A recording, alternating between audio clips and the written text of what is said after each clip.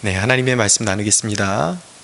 오늘 데살로니가전서 1장 2절에서 4절 본문으로 하나님의 말씀을 나누겠습니다. 바울이 데살로니가 교회를 생각할 때에 감사할 수 있었던 이유들이 무엇이었는가? 데살로니가 교회 안에 명확하게 드러나는 생명의 역사가 나타나고 있었기 때문입니다. 그 생명의 역사가 무엇이었냐면 지난주에 첫 번째 대목을 우리가 살펴봤죠. 믿음의 역사가 있었다, 이렇게 말씀드렸습니다. 먼저 그들의 믿음으로 말미암아 그 공동체 가운데 데살로니가 교회 가운데 이제 변화의 역사들이 일어났는데, 먼저는 개인의 변화의 역사가 일어났고, 그 다음에 그들의 삶과 공동체에 하나님이 행하시는 일이 그들의 믿음으로 말미암아 나타났다라고 그렇게 말씀드렸습니다. 믿음에는 그렇게 역사가 있는 것입니다. 그래서 그들 안에 살아있는 믿음의 역사가 있었기 때문에 그들이 정말 하나님의 택하심을 받은 거룩한 진정한 성도라는 것이 이제 증명되어지게 된 것이죠. 근데 두 번째 생명의 역사가 무엇이냐면, 말씀에 보니까 사랑의 수고라고 말씀하고 있습니다. 그들 안에 사랑의 수고가 나타났던 것입니다. 아주 절묘하게 이 단어가 아주 조직적으로 짜여져 있습니다. 사랑하면 수고가 나타나게 되어 있습니다. 그것이 바로 진정한 믿음의 표지라는 것이죠. 우리가 수고라는 말에 집중해야 합니다. 이 수고를 영어로 레이볼이라고 하는데, 근데 이 단어의 원어는 코포스라고 하는 단어입니다. 근데 영어 단어에서 그 풍겨져 나오는 뉘앙스나 이 코포스라는 단어에서 나오는 뉘앙스나 한결같이 강조되는 것이 무엇이냐면, 이 수고라는 말은 단순한 그냥 약간의 그런 어떤 좋은 일, 뭐 이렇게 선한 행동, 약간의 그런 것들이 아니라 엄청난 노력을 더한 고생을 의미하는 것입니다. 노동력을 완전히 내 몸을 그렇게 완전히 내어드려서 엄청난 수고를 마다하지 않는 그런 헌신을 이야기하고 있는 것입니다. 그러니까 사랑에 의해서 촉진된, 그래서 형제를 위한 자기를 아끼지 않는 헌신이라고 그렇게 다시 표현해 볼 수 있겠습니다. 그러니까 데살로니가 교회 안에 정말 그 주님의 사랑이 그들 안에 임하니까 그들의 이기심이 사라지고 점점 이기적이었던 사람들이 점점 자신을 불살라 내어주는, 형제 자매를 위해서 자신을 조건 없이 내어주는 그런 사랑의 수고를 하는 사람들이 되었다라는 것입니다. 바울은 자기 자신 안에서 그렇게 발견되었던 그 엄청난 그 아름다운 열매가 데살로니가 교회 안에서도 나타났던 것을 보면서 너무나도 기뻤던 것입니다. 내 안에서 역사했던 그 주님의 역사가 데살로니가 교회의 성도들 안에서도 동일하게 나타나고 있구나. 그것을 보니까 정말 저들은 살아있는 믿음을 가진 것이고 저들 안에 예수 그리스도의 심장이 있는 것이 분명하다라고 그렇게 그가 느낄 수가 있었던 것입니다. 여러분, 우리 지금 신앙의 현주소가 지금 올바르게 있는지, 올바른 위치에 있는지 진단해 볼 수 있는 좋은 기준이 바로 이 말씀에 있습니다. 여러분들의 신앙 가운데, 신앙생활 가운데 손익을 계산하지 않는 수고가 있습니까?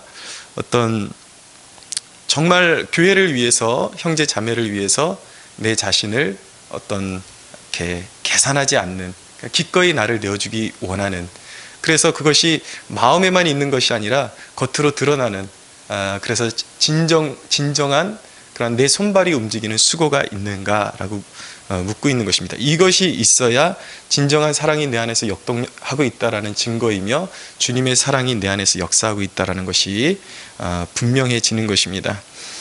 여러분,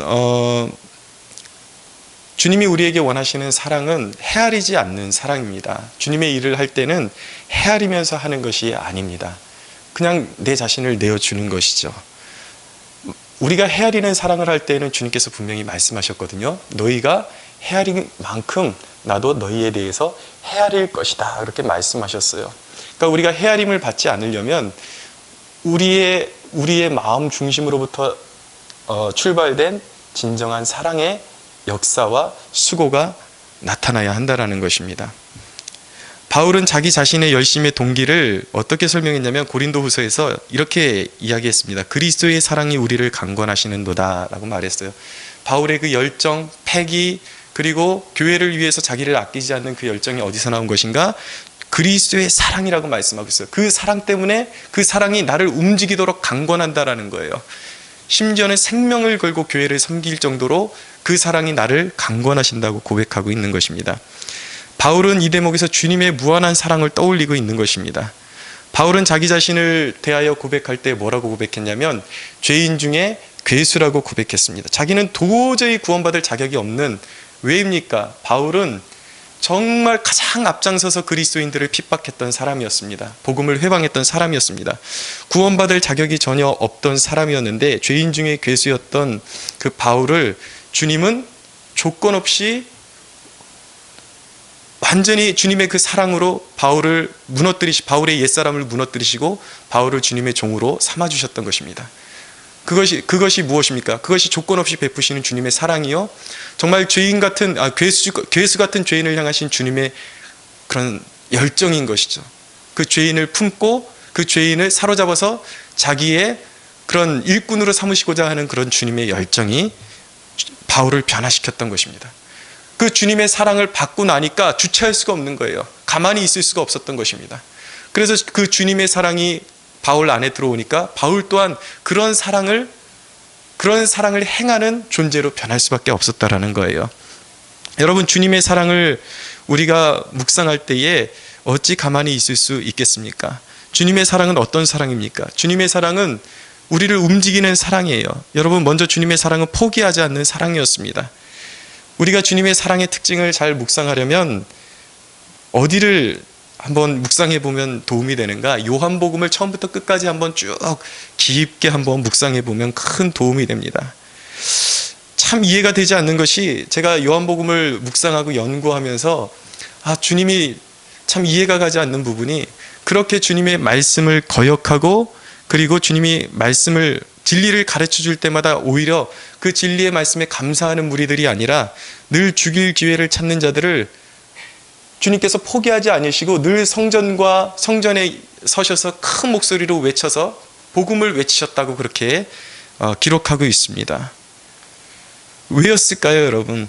주님이 그렇게 끊임없이 거역하는 무리들을 향해서 외치셨던 이유는, 어떻게 해서든 거역하는 무리들 그들조차도 주님께서 구원하시고자 하는 그 열정에 가득 차셔서, 그럼에도 불구하고 사람들을 사랑하셨기 때문에, 죄인들을 사랑하셨기 때문에 성전에 서서 자기의 몸을 아끼지 아니하시고 복음을 외치셨던 분이 주님의 사랑이었던 것입니다. 그분이 주님이었던 것입니다.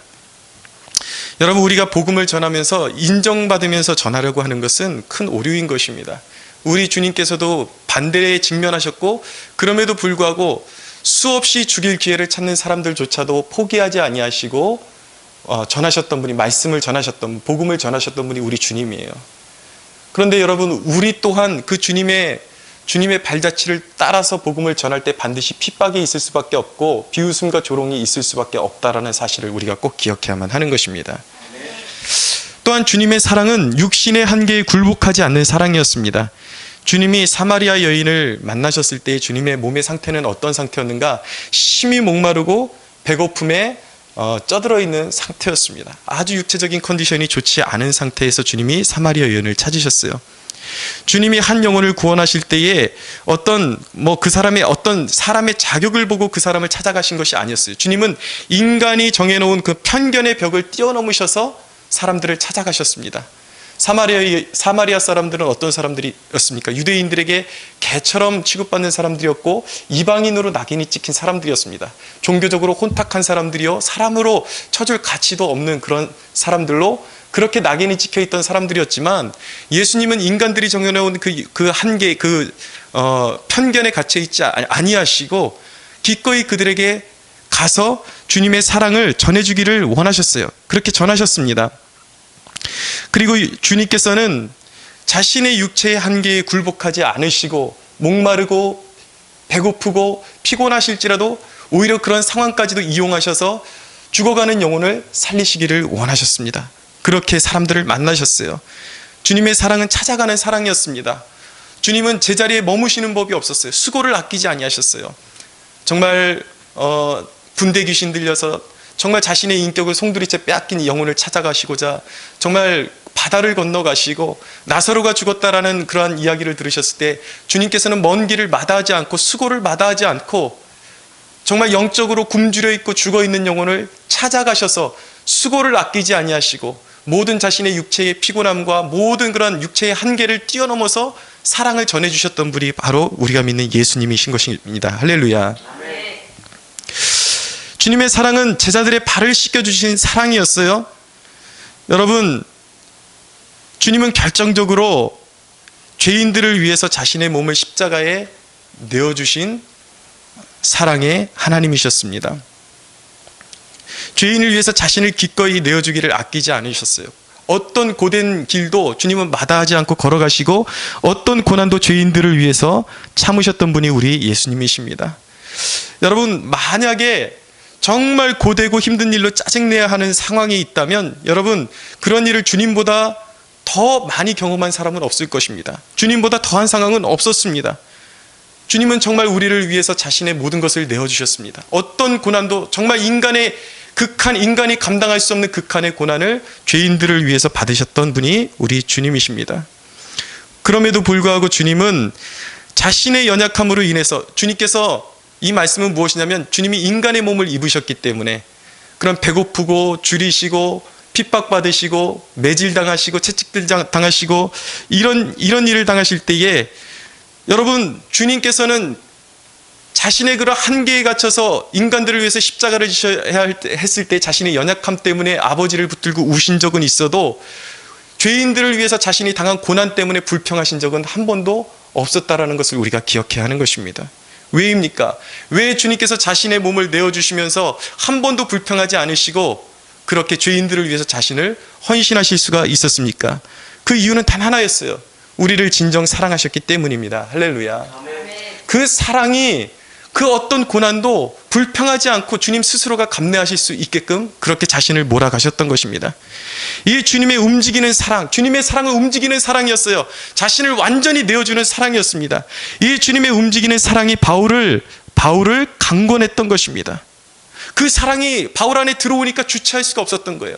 자신도 주님처럼 정말 영적인 무지에 갇혀있는 사람들을 위해서 자신을 완전히 송두리째 내어주기를 원했던 사람이 바로 사도 바울이었습니다. 그 주님의 사랑을 경험하고 나니까 바울이 어떻게 변했냐면, 지난주에도 제가 읽어드린 말씀인데 아무리 이 말씀을 반복해도 그 말씀에서 그 우러나오는 은혜의 여우는 우리가 정말 어떻게 말로 표현할 수가 없습니다. 오늘 한번 다시 제가 읽어드리겠습니다. 바울이 주님의 그 사랑을 경험하고 나니까 어떻게 자신을 내어주는 사람이 되었냐면, 고린도후서 11장 23절에서 28절에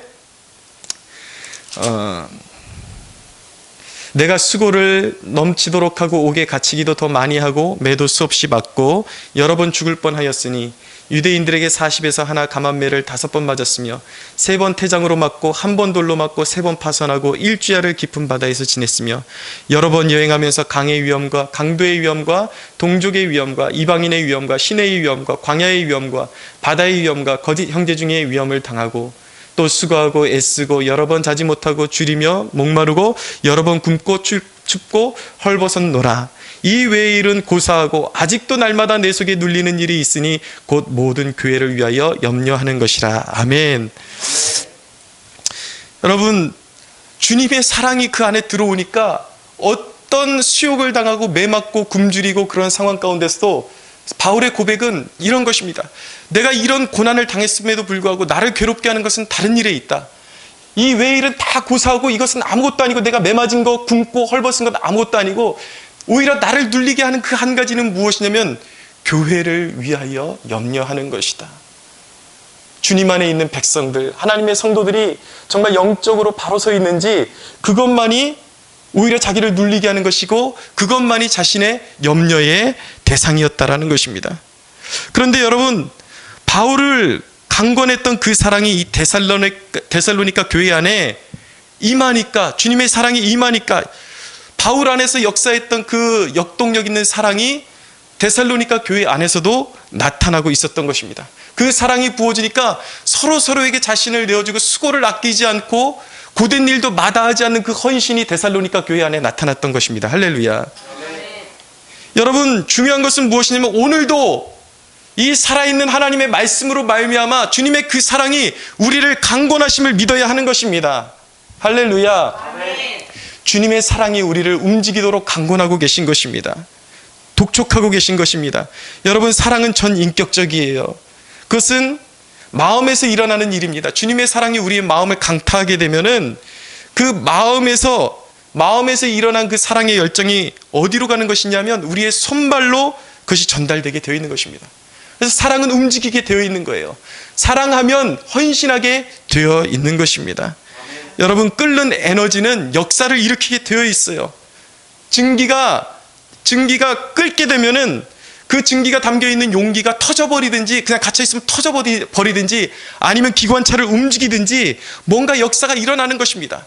살아있는 역사는 살아있는 에너지는 무언가 역사를 일으키게 되어 있는 것이에요. 그것이 바로 사랑인 것입니다. 여러분, 노고가 없는 것은 어떤 열매로도 이어지지 않아요. 왜 우리가 주님께서 우리 안에 사랑이 임할 때 그 손발이 움직일 수밖에 없게끔 그렇게 만들어 놓으셨는가? 왜냐하면 그 수고를 통해서 교회의 열매가 맺혀지기 때문입니다. 예수원에 가면 그런 말이 있어요. 기도는 노동이다라는 말이 있습니다. 여러분, 기도도 수고가 담기지 않고 정말 주님의 사랑을 마음에 품고 성도를 사랑하는 마음에 품고 교회를 사랑하는 마음으로 품고 수고하지 않으면, 애써서 기도하지 않으면 그곳에서 열매를 기대할 수가 없는 것입니다. 하나님이 우리에게 주기를 원하시는 그 모든 열매들은, 아름다운 열매들은 사랑의 에너지에서 나온 수고를 통해서 우리에게 맺혀지게 되는 것입니다. 그 열매들이 우리 교회 안에 하나님은 풍성하게 맺혀지기를 원하신다는 것을 꼭 기억하십시오. 여러분, 진정한 사랑은 나를 잘라내는 것입니다. 나를 도려낼 때에, 그럴 때의 열매가 나타나게 되는 것입니다. 나의 시간을 잘라주는 거예요. 나의 헌신을 잘라주는 것입니다. 나의 삶의 일부분을 잘라주는 거예요. 그것이 진정한 사랑인 것입니다. 그래서 요한일서에 보면 뭐라고 말씀하고 있냐면, 사도 요한은 요한일서 3장 18절에 자녀들아, 우리가 말과 혀로만 사랑하지 말고 행함과 진실함으로 하자라고 말씀하고 있습니다. 사랑하는 여러분, 오늘 이 그리스도의 사랑을 받은 우리 캠퍼스 성막교회 모든 성도들 또한 그리스도의 사랑으로 말미암아 움직이는 사랑이 우리 안에 나타나야 할 줄로 믿습니다. 그런데 여러분, 우리 안에 이 사랑으로 역사하는 이 수고를 갉아먹는 그러한 요소들이 있습니다. 우리의 삶 가운데 우리가 애써서 수고하는 것을 막는 이 시대의 요소가 무엇이냐면 그것이 바로 분주함과 피곤함이라는 거예요. 이 분주함과 피곤함은 이 시대에 주님의 일을 감당하는 데 있어서 가장 큰 적이라고 생각이 되어집니다. 여러분, 결코 이 분주함과 피곤함이라는 이 세력에 대해서 수긍하면, 그것에 복종하면 결코 이 시대의 주님을 섬길 수가 없습니다. 세상이 우리를 결코 가만히 놔두지를 않아요. 거기에 눌려버리면 안 되는 것입니다. 여러분, 우리가 이 분주함과 피곤함 속에서도 주님의 일을 감당하고 사랑의 수고를 아끼지 않기 위해서는 우리의 삶의 구체적인 계획이 있어야 하는 것입니다. 계획을 세워야 하는 것입니다. 하루하루의 삶 가운데 계획이 수립이 되어야 하는 것입니다. 무슨 말입니까? 여러분, 우리가 물질의 노예가 되지 않기 위해서, 물질의 종로를 타지 않기 위해서 우리가 물질이 생기면 그것을 일부분을 잘 이렇게 분별해서 하나님께 드리지 않습니까? 하나님의 것으로. 마치 그것처럼 우리의 삶의 시간도 하나님의 것으로 하루를 어떻게 시작하고 그리고 그 일과를 마친 후에 어느 시간에 주님을 기쁘시게 하는 일을 감당할지 계획을 세워야 하는 것입니다. 의도적인 계획, 세워진 계획, 내 하루의 삶 가운데 정확하게 주님을 위해서 드리기를, 물론 우리의 삶은 다 주님의 것입니다. 믿으시죠?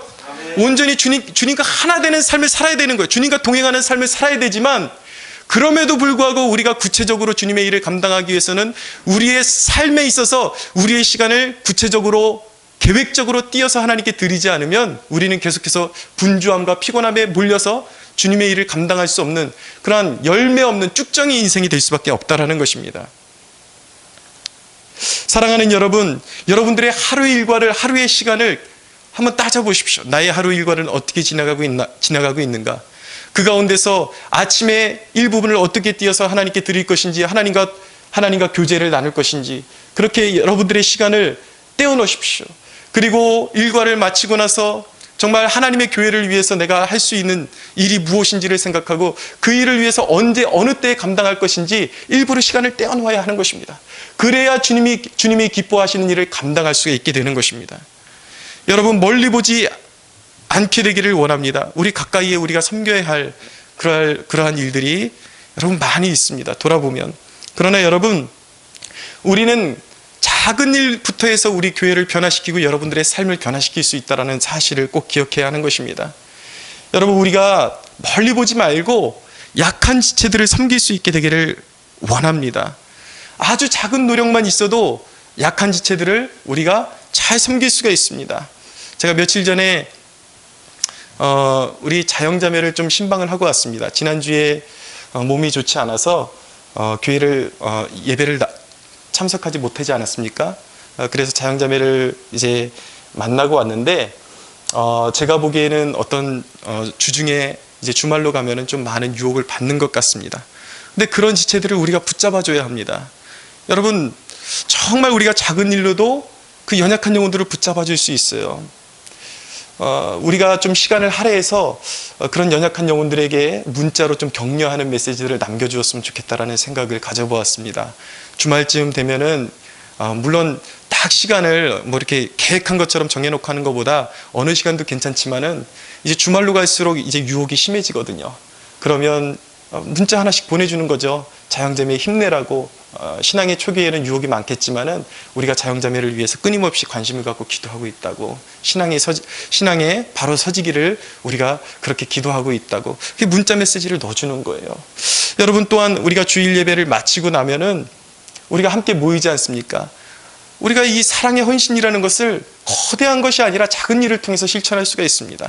늘 모이던 사람들 안에서만 관심을 표현하는 것이 아니라 연약한 지체들에게 관심을 더욱 보여주십시오. 그래서 한 주간을 어떻게 살았는지 질문을 던지고, 그리고 영적 필요한 부분이 있으면 자신들이 영적으로 겪었던, 그리고 영적으로 어려움을 겪었을 때 어떻게 그것을 극복할 수 있었는지 이런 조언들을 아끼지 말고 해주십시오. 그런 관심을 통해서 우리의 연약한 지체들이 일어날 수 있는 것입니다. 할렐루야. 아멘. 여러분, 작은 일부터 순종하시고 작은 일에 열의를 다하시고 하나님의 영광을 위해서 수고를 아끼지 않는 저와 여러분들이 되기를 주 예수의 이름으로 축원합니다. 아멘. 자, 첫 번째는 믿음의 역사가 있었고, 두 번째는 사랑의 수고가 있었습니다. 데살로니가 교회에. 세 번째는 소망의 인내가 있었습니다. 여러분, 하나님이 그분의 백성에게서 가장 영광 받으실 때는 언제일까요? 가장 영광을 받으실 때는 하나님의 백성들이 영화를 누릴 때가 아니라 환난 중에 하나님의 자녀로서의 위풍을 잃지 않는 것입니다. 꿋꿋한 자세로 환난에 굴복하지 않고 인내할 때 하나님께서는 큰 영광을 받으시는 것입니다. 할렐루야. 네. 제가 이전에 봤던 영화 중에 굉장히 인상적인 영화가 하나 있었습니다. 그것이 무엇이냐면 인생은 아름다워라는 영화였는데 스티븐 스필버그 감독이 감독한 영화였습니다. 근데 지금 뭐 이제 오래돼 가지고 다 기억나지 않지만 한 가지 분명한 것은 그런 내용이었어요. 이제 독일 나치치하의 유대인 포로 수용소에 아버지와 아들이 갇히게 되었는데 아버지가 사형을 당하게 되었어요. 근데 아버지가 이 아들을 위축시키지 않기 위해서 자기가 사형당할 것을 계속해서 알리지 않고 그 얼굴 표정에 하나 근심 어린 표정을 짓지 않고 계속해서 아들을 즐겁게 해주고, 정말 그 아들이 근심하지 않게 하기 위해서 자기의 모든 것들을 내어주고, 결국은 정말 자기가 그 사형장의 이슬로 사라진다라는 것을 정말 아들이 전혀 눈치채지 못할 정도로 그렇게 자기를 그렇게 온전히 내어주고 즐겁게 해주고, 그렇게 자기를 온전히 내어주다가 결국은 이제 죽게 되죠. 근데 그 아들을 위해서 자기의 그 근심과 슬픔을 표현하지 않고 끝까지 굳게 서려고 했던 그 아버지의 모습이 지금까지도 그렇게 잊혀지지 않고 인상에 남습니다. 여러분, 우리가 하나님의 일들을 다 이해할 수 없어요. 설명할 수 없지만 하나님은 영원하고 썩지 않는 것을 우리에게 주시기 위해서 자녀들에게 고난이 필요하다고 그렇게 말씀하십니다. 여러분, 하나님께서 언제 영광 받으시는가? 역경이 왔을 때에 사탄 앞에 결코 굴하지 않는 성도들의 모습을 통해서, 비록 두려움이 오고 염려가 있지만 우리가 믿는 하나님으로 말미암아 그 염려를 온전히 하나님께 온전히 맡겨드리고 세상 앞에서 굳게 선 모습, 그 성도들의 굳건한 모습을 통해서 하나님이 영광 받으시는 것입니다. 할렐루야. 역경이 왔을 때 사탄 앞에 결코 굴하지 않았던 욥을 통해서 하나님이 영광 받으셨던 것처럼 성도의 인내를 통해서 하나님이 영광을 받으시는 것이죠. 여러분, 인내는 사탄을 부끄럽게 하는 일입니다. 할렐루야. 인내는 사탄을 부끄럽게 하는 일이에요. 우리를 그렇게 굴복하려고 했던 사탄이 우리가 인내할 때에 그 환난 속에서 꿋꿋이 설 때 사탄은 부끄러워하는 것입니다. 그리고 그것을 통해서 하나님이 영광을 받으시는 것입니다. 고난이 올 때에 우리 교회가 화목하면 하나님이 영광 받으십니다. 할렐루야. 어떤 어려운 일이 있을 때 여러분들의 가정이 화목하면 그것을 통해서 하나님이 영광 받으시는 줄로 믿으시기 바랍니다. 성경의 위대한 인물들의 가장 위대한 영적인 기질이 무엇이었습니까? 그것이 바로 영적인 당당함이었어요. 위풍당당함. 그것을 통해서 하나님이 영광 받으셨던 것입니다. 박해와 질병이 있고 대적이 창궐하고 불가능 가운데, 그런 불가능 가운데, 사방의 우겨싸임 가운데 그렇게 성도들이 우겨싸임을 당했지만 성경은 전체로 어떤 사람들의 이야기인가? 이 모든 역경을 인내로 싸워 이긴 사람들의 이야기인 것입니다. 여러분, 인내에는 가장 큰 하나님의 칭찬과 상급이 있음을 믿으십시오. 말씀 한 구절 읽어드립니다. 요한계시록 3장 10절에 보면 빌립보 교회를 향해서 주님께서 칭찬하시면서 뭐라고 말씀하시냐면 이렇게 말씀하십니다. 네가 나의 인내의 말씀을 지켰은즉 내가 또한 너를 지켜 시험의 때를 면하게 하리니 이는 장차 온 세상에 임하여 땅에 거하는 자들을 시험할 때라 라고 말씀하고 있습니다. 네가 나의 인내의 말씀, 환난이 있음에도 불구하고 역경이 있음에도 불구하고 나의 말씀을 지키고 나의 계명을 지켰은즉 내가 또한 너희를 지킬 것이다. 그리고 지금 잠깐의 이 고난을 이긴, 이 역경을 이긴 너희에게 내가 반드시 보상할 것인데, 그 보상은 무엇인가? 장차 앞으로 큰 환난이 올 것인데, 이 모든 인류에게 닥치는 말로 말할 수 없는 큰 환난이 닥칠 텐데, 그때 너희는 그 환난을 면제받게 될 것이다 라고 주님께서 약속하시는 것입니다. 할렐루야. 아멘. 여러분, 작은 것을 잘 견디면 진짜 환난의 때를 주님께서 면하게 하신다고 약속을 주시는 것입니다. 성경은 분명히 말씀하세요. 우리가 잠시 받는 환난에 경한 것이 지극히 크고 영원한 영광에 중한 것을 우리에게 이루어 주신다라고 말씀하십니다. 할렐루야. 아멘. 여러분들의 삶 가운데 있는 환난을 잘 이기십시오. 기쁨으로 이기십시오. 물론 어렵겠지만 당당하게 여러분 이겨내십시오. 그러면 큰 상급이 있는 것입니다. 진정한 환난의 때를 이기게 해주시는 것입니다. 여러분, 연단이 채워지면 왜 우리에게 연단이 큰 의미가 있는 것입니까? 우리가 왜 연단을 참을만 한 것입니까? 여러분, 주님이 우리에게 주시는 연단은 거저 주시는 것이 없습니다. 주님이 우리에게 주시는 연단을 잘 이겨내면 반드시 좋은 열매를 풍성하게 맺게 되는 것입니다. 믿으십니까? 열매가 있어요. 그런데 여러분, 우리 인생 가운데 열매를 갉아먹는 요소 중에 하나는 무엇이냐면, 조금만 그 연단이 뜨거워지고 괴로워지면은 그 자리를 피하려고 하기 때문에 그 열매가 무르익지를 못하는 것입니다. 중요한 것은 여러분, 아무리 어려운 상황이 주어진다 할지라도 그것이 하나님께서 보내신 것이요, 그것이 바로 나에게 주신 하나님의 그 사명이라면 그 사명을 붙잡아야 하는 것입니다.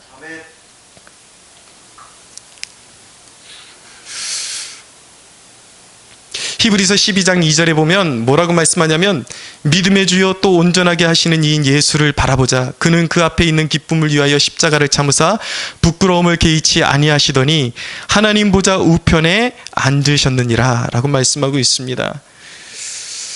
사랑하는 여러분, 주님을 믿음으로 말미암아 주님을 우리가 정말 예수 그리스도가 모든 사망을 이기시고 예수님 또한 모든 역경을 이기셨기에 그 모든 고난을 참으시고 이기셨기에 부활의 주님이 되신 것처럼, 그 주님을, 모든 절망을 이기신 주님을 바라보고 인내하면 우리 또한 반드시 모든 역경을 이길 수 있다라는 믿음을 가져야 하는 것입니다.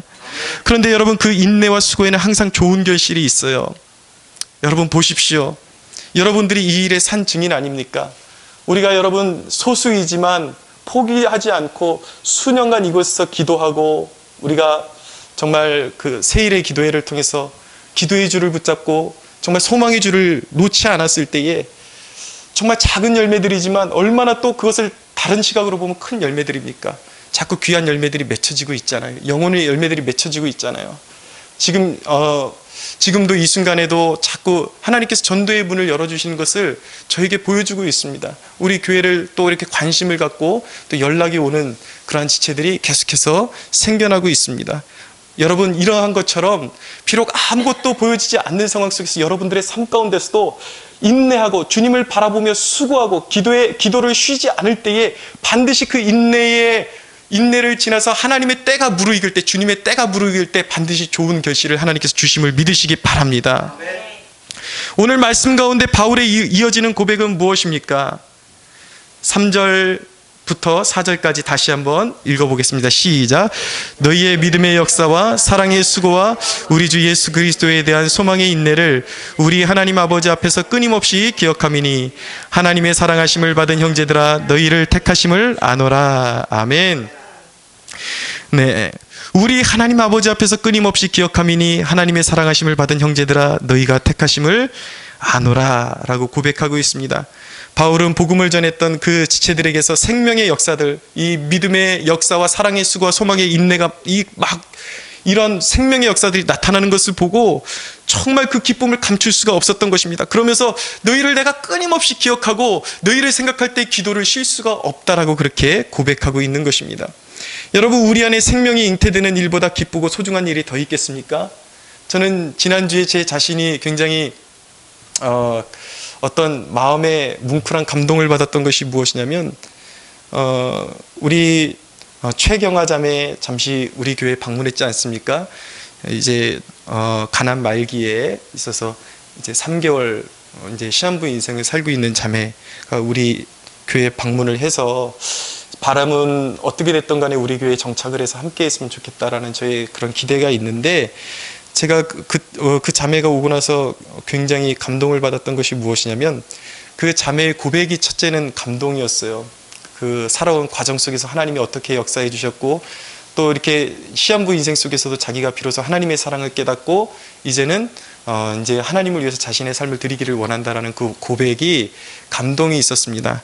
그러나 또 하나는 저는 여러분들의 모습을 보면서 감동이 있었습니다. 무엇이냐면 제가 수년 동안 여러분들을 이렇게 말씀을 전하면서 여러분들의 눈에 그렇게 눈물이 맺혀지는 것을 많이 본 적이 없어요.